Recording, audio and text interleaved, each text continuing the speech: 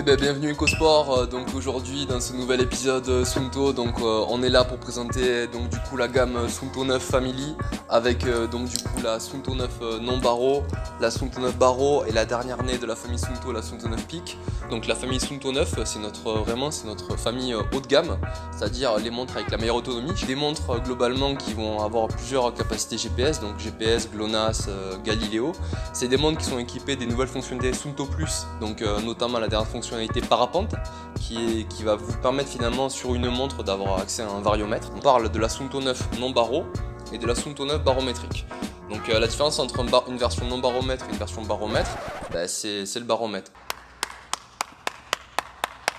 Le baromètre vous explique, il vous sert à quoi? Il vous sert concrètement à avoir un meilleur dénivelé, à avoir des alertes météorologiques et concrètement une montre barométrique ça va aider un pratiquant qui va aller faire de la montagne. Donc concrètement si vous vous reconnaissez dans ce profil de personne qui fait du sport d'endurance mais qui fait pas forcément de l'haute montagne et qui a pas forcément besoin de prévisions météorologiques ni de verre saphir, franchement la meilleure option c'est la Suunto 9 non barreau. Voilà, c'est aujourd'hui à moins de 300 €, c'est un des meilleurs rapports qualité-prix que vous pouvez avoir sur le marché.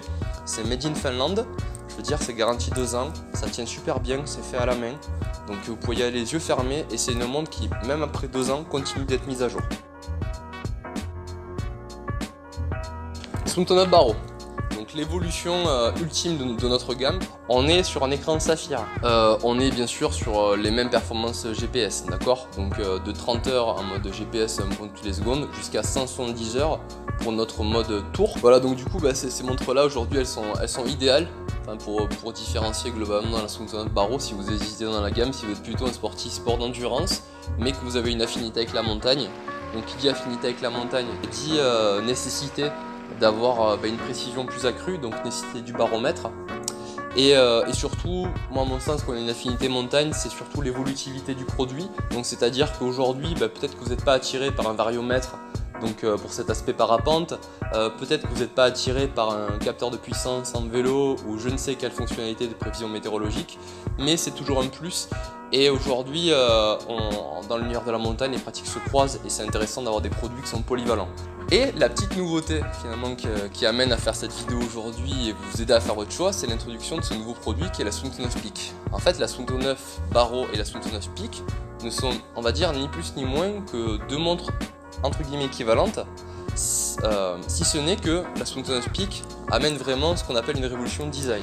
Ce que Suunto a amené avec ce produit, c'est simplement en fait la montre GPS avec le plus d'autonomie sur le marché, donc 170 heures en mode GPS, un variomètre intégré, compatibilité capteur de puissance, possibilité de suivi d'itinéraire, écran saphir. Globalement tout ce que vous pouvez avoir pour aller faire de la montagne et concrètement le haut de gamme de notre marque qui est comparable aux autres gammes de toutes les marques, mais intégré dans un boîtier de 43 mm.